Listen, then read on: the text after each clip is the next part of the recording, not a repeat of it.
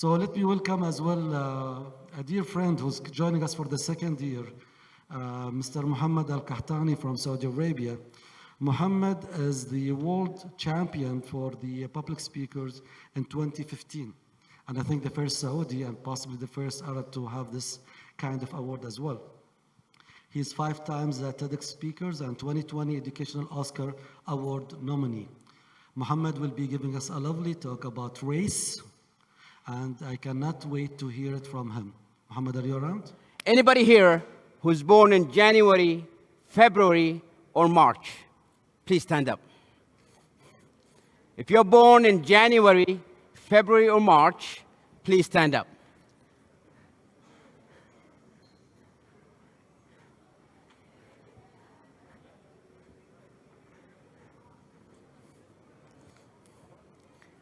For those of you who I just called out, please put your hands like this.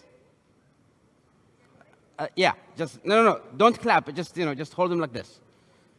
Don't touch your hands, just keep a little bit of a distance, all right? Anybody who's born March, April,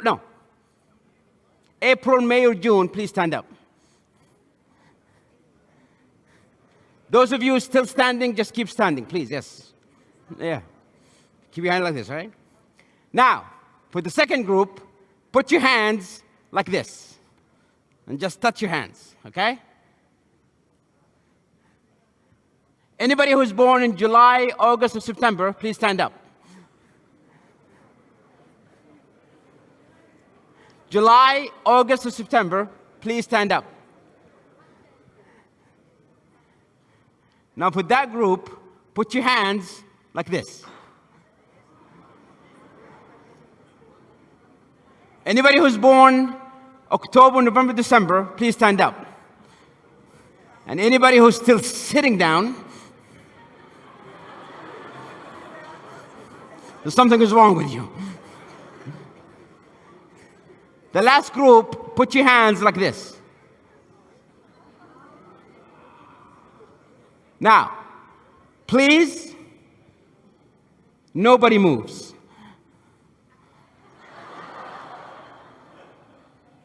You see, now when I post this, I can claim that you guys gave me a standing ovation. So thank you for that. Please have a seat, everyone.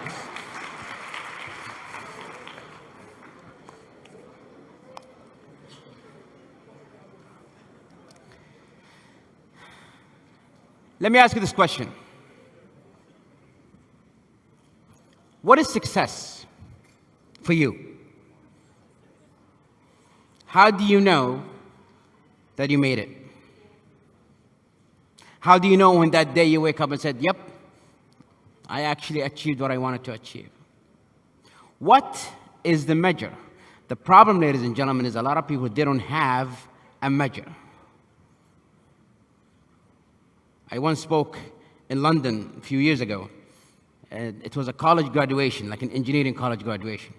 And I asked the audience, where do you see yourself in 5 or 10 years? And the first student stood up and he said, I want to be a successful engineer. All right, how about you, sir? I want to be a successful engineer. All right, what about you, ma'am? I want to be a successful. What does successful engineer even means? There is no measure. However, sometimes we might have the wrong measure for success. When I was a young little boy, I had a speech impediment problem. I was stuttering and I couldn't speak. And thus I was very shy and awkward and isolated, and I spent most of my time reading. And because I spent most of my time reading, I was always the top student in the class. Always number 1. First grade, second grade, third grade, fourth grade, every grade that I go to, Muhammad Qahtani's name is always first in the class. And I got used to it. When it came high school, I moved to a new high school in the south side of Saudi Arabia, in a town called Abha. So I went to a new high school, and in this high school, I met my enemy. Ladies and gentlemen, have you ever wanted to kill someone? Did you ever wanted to kill someone? His name is Turkey. Just like the bird, his name is Turkey. Let me tell you a little bit about Turkey. Turkey was the most popular kid in school. Everybody knew him. Everybody loved to hang out with him. He was in the theater group. He was in the soccer group. He was in every other group. Me, on the other hand, I was a shy, quiet, closed-off person who sat in the back of the class. The kind of student that you would look at and think, yep, he's going to grow up to be a serial killer one day. That was me. Turkey was a handsome young boy. Me, on the other hand, well, you can see for yourself. But it all came crashing down after the first midterm. The principal walked into the class and hung the list on the wall of the class with the top 10 students in the class. And when I looked at the list, Turkey was first, and I was second. For the first time in my life, I came in second. Ooh, I hated him. I really wanted to kill him. Why does this guy get everything and I get nothing? You know what? The race is on. I need to prove that I'm better than him somehow. And for the next month, I studied extra hard. I did extracurricular stuff. I was mushing up to all the teachers. And at the end of the second midterms, the list on the wall again. And Turkey's first. And I'm second. You know what really bothered me, though? He didn't even study. Have you ever had that student in your class? Doesn't open any book and just walks in and boom, he gets full grades? That was him. 3 years of high school. Turkey's always first, and I came always second. When we finished high school, ever since I was a little boy, I've always dreamt to become a doctor. I wanted to help people. So when I graduated, I applied for a medical school, and I got accepted. Turkey applied to an engineering school in the same university, got accepted as well. But then, my dad got me a scholarship to go study in the United States. Do I stay in this college with him and suffer being second for 4 more years? Or do I go to the US while he is rotten in this small little town? You know what?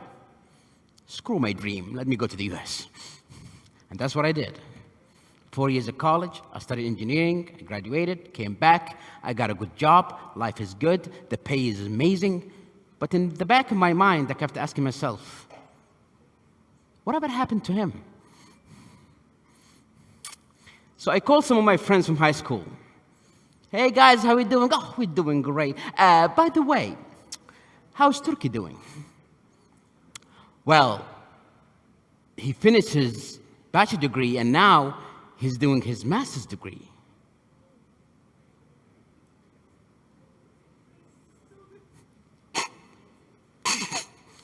Master's degree, you say? Why does he get a master's degree and I don't? I walked to my boss's office, I tried to get some time off to do a master's degree, and he said, dude, you just got here, just, work a few years first. I cannot let this guy win. I need to prove myself some other way. I worked so hard in my job, I got promoted before everybody else. I bought my first house when I was only 28. I bet Turkey doesn't have a house. I got a brand new car, life is good. But I need to see, how is he doing? I called my friends again. Yo, guys, how we doing? We're doing great. By the way, how is Turkey doing? Well, he finished his master's degree, and now he's doing his PhD.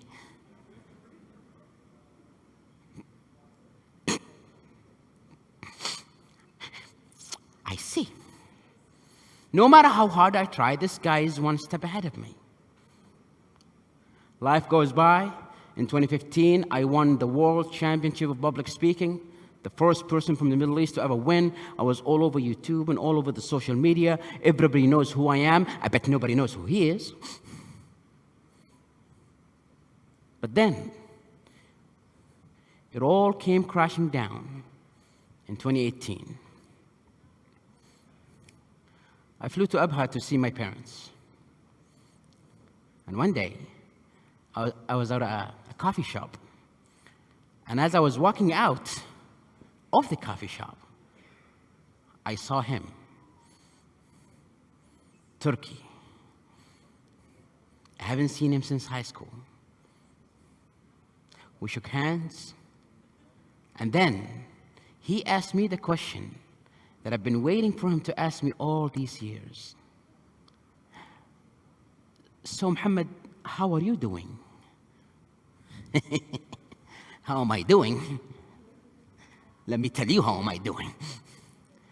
And I started to tell him everything that I've accomplished, the job that I have. I even showed him my bank statement just to show him how much money I have. I'm sure you've seen me on YouTube. I'm all over the news. I'm famous. And with everything I'm telling him, I'm looking at his face. I'm waiting for the look. I'm waiting for the look that says, yep, Muhammad won this race and I lost. But to my surprise, with everything I'm telling him, he's smiling more and more. He's happy. Why is he happy? He should be crying right now. I beated him. Why is he happy? He shouldn't be happy. And then I asked him again. I said, by the way, how are you doing? And he told me that he got his PhD and now he teaches in the same university. Teaching. How much money do you make? He said, Muhammad, it's never from me about the money. Ever since I was a kid, I've always wanted to be a teacher. And now, I'm living my dream. Every day when I come to work, it doesn't even feel like work anymore. I get to do what I love. Man, this guy still wins again. But then, what I realized is, this race between me and him was just in my head. It was just something that I created. He wasn't even racing. I based my entire life just to beat someone who wasn't even competing with me. I always wondered, what could have been if I didn't create that race? Maybe I could have been a doctor. Maybe I could have been an ophthalmologist. Maybe I could be attending this conference right now. Instead of looking at videos of eye surgery and go, I could be one of you guys. I'm not complaining, life is good, but I always wonder of all these years that I wasted just to prove a point. Just that I'm better than somebody else. My fellow audience, competition is healthy. It always keeps you on your toes. However, your success is not based on somebody else. When you base your success on somebody else, you will do whatever you can just to sabotage and just to ruin someone else's life just so you can feel good about yourself. If you base your success on someone else, you might be the best, and then you stop trying. You stop doing anything because there is nobody that I can compete with. Have yourself a goal. Ask yourself right now, what do you want in life? Set a goal regardless of what anybody else is doing. Somebody else achieved something high, congratulations, we tap you in the back, good job. But you know what? I want something else. I don't value myself just based on how somebody else is doing. It's very dangerous when your only measure of success is, am I better than him or am I better than her? Because guess what? There will always be someone who's better than you at something. Everybody in this room is gifted with a gift that nobody else in this entire universe has. I'm better than you in something. You're better than me in something. And you cannot be the best at everything. That is impossible. And the hardest you try, you're just going to hurt yourself. Because no matter how high you achieve, you always ask yourself, am I better than them? Who's the best doctor here? Who's the best surgeon here? I should be better than that guy or that woman. And you will be racing in an empty track because there is nobody else there but you. My fellow audience, the only race in your life, the only race that you are in is the race with yourself. Thank you so much for listening.